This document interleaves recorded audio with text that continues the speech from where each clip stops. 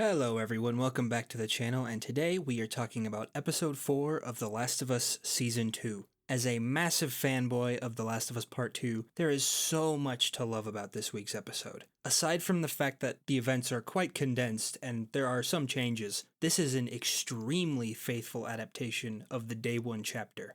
Before I move on to talk about the rest of the episode, remember to hit the subscribe button and give the video a thumbs up. It's a great help, and also feel free to check out my Letterboxd where I am very active. Now, I can't really talk about this episode without spoiling the game, so there will be a ton of spoilers for The Last of Us Part 2 here. Immediately from the start of the episode, I love the fact that they brought back Jeffrey Wright to reprise his role from Part 2 as Isaac. Isaac is simultaneously a very important character and also not very important in the game. He's interesting, but considering that he is literally in only 2 scenes, he's quite underdeveloped and, especially considering he was played by Jeffrey Wright, very underutilized.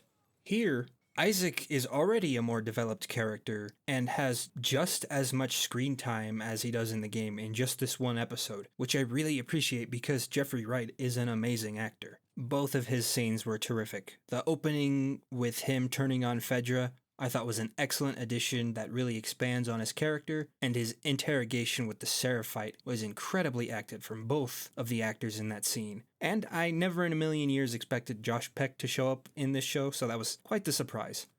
After the opening credits, the show does something that I was very curious about how they would handle for the structure of the story, or if they would even do it at all, and that is the title cards for the days in Seattle. And that has been definitively answered here. The Day 1 title card pops up, which to me basically confirms that they will end this season at the theater confrontation, and Season 3 will be a lot of Abby's story, starting with her Day 1. If I had any complaints about this episode, it would be the fact that it is very fast-paced, maybe too fast. Day 1 in the game is among my favorite acts, simply because of how slow it starts, with the slow, impending dread that is built up, along with the beautiful character work between Ellie and Dina.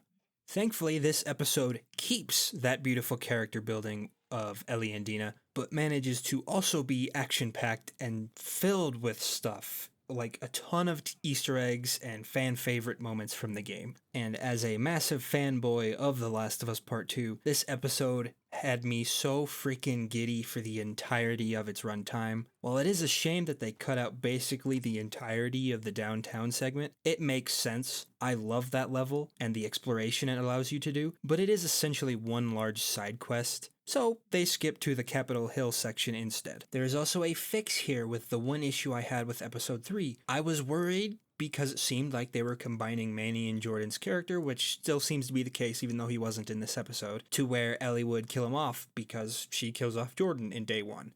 That did not happen, thankfully, so that issue is fixed for now. We'll see where that goes later. Starting at Capitol Hill, there is a ton of dialogue that is taken straight from the game. First with Ellie searching the tank for supplies and then commenting on how it reminds her of a failed Apollo mission, the comments on the pride flags in Capitol Hill as well. Sadly, I suspect homophobes will review bomb this excellent episode because they're a bunch of idiots who cry like children when anyone who isn't straight is represented in anything, but I can't control that. It's sad, but it probably will be inevitable. And then the big moment for me is the music store. They even recaptured Dina randomly hitting the drums, which that's a small detail that I never in a million years would have expected, and they did it. And of course, when Ellie plays Take On Me, that was incredibly well done.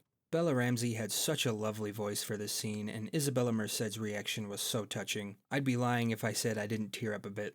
In general, Isabella Merced really steals this episode. She is incredible throughout the entire runtime. I also want to comment on the absolutely astounding set design of this entire episode. All of the locations were beautiful and very clearly lovingly crafted.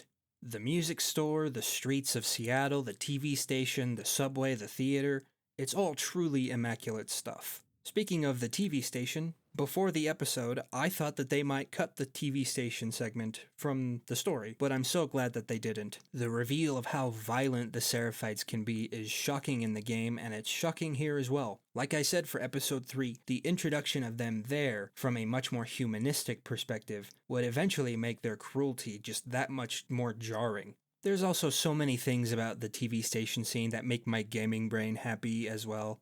Like Dina and Ellie sneaking around as the WLF search for more scars, to Ellie sneaking up on a WLF and using her small size to her advantage, and then the escape to the subway tunnels. I could say this about almost every chapter of The Last of Us Part 2, but the subway tunnel section is among my favorite levels in the game, and this representation of it was great. Everything from the infected horde coming out to chase the characters, along with the red flares being the only real source of light, to the fights within the actual trains themselves and the chase out of the station.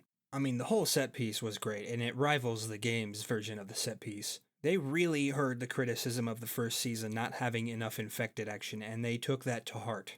Since the show hasn't included spores up to this point, I was very interested to see how Ellie being immune would be revealed to Dina, and I thought that Craig Mazin and Neil Druckmann have handled this aspect really well. Just like in the game, Ellie ensures Dina's safety as a priority, but instead of inhaling spores and preventing Dina from removing her mask, Ellie blocks Dina from being bit from a different infected instead. I think this is great adaptation. They keep the essence of the moment, but have it changed out of necessity. And of course, this brings us to the theater. Oh boy, how many times have I said it looks like it does in the game in this video?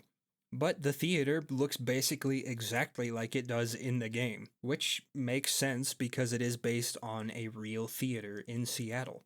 I really loved the added tension that was added in this scene between Ellie and Dina, with Dina being heartbroken that she thinks she will have to kill Ellie. I do think the transition from Dina saying that she was pregnant to immediately making out with Ellie was kind of funny, and maybe could have been handled a little better, but other than that, I have really no complaints with this scene. This is a deviation from the game because this happens much earlier. It's before Joel even dies, but I think the added 3 months later that was in episode 3 sort of requires this moment to happen later for the show, because it wouldn't make any sense for Dina to not be with Jesse for months and then just now find out that she's pregnant. This is also why I don't have an issue with Ellie not getting mad at Dina for not telling her earlier. It makes the moment just more tender and loving, which I think is a necessity for this version of the story. And I also think it might be a little out of character for this version of Ellie to get angry at Dina for this, simply because Ellie is on cloud 9 for finally getting something with Dina that she really wanted. Whereas in the game, Ellie's been with Dina since before Joel died. And because of this, I'm assuming that Ellie will get angry at Dina over something else in the next episode or two instead. After some shaky confidence being lost in episode 3 over changes, this episode has given me more confidence with changes in the adaptation because this episode proved to me that they really are following the essence of the story and certain events. Like I said earlier, Isabella Merced is really crushing it as Dina. If she gets nominated for an Emmy, this will probably be the one that they submit her for. The teaser for next week's episode has me very hyped. We're finally getting spores. Ellie's second day in Seattle is my favorite act in the game. It's a dark, depressing descent that really crescendos Ellie's anger and lust for vengeance. And like I said earlier, I do wish that this section for the show was extended, but for the most part, the elements of Seattle Day 1 that are important were very well done and very well captured. The sets, the scale of the scenery, and the cinematography were just incredible in this episode also. I'm just so happy that we're getting an adaptation of this story that is very clearly made with a lot of love and a desire to bring this brilliant story to a new medium for new people. This is easily my second favorite episode of the season so far, with episode 2 obviously being my favorite. Remember to subscribe to the channel and give the video a thumbs up, it's a great help. Stay tuned for my coverage of next week's episode of The Last of Us Season 2, Endure and Survive. If it is to be said, so it is.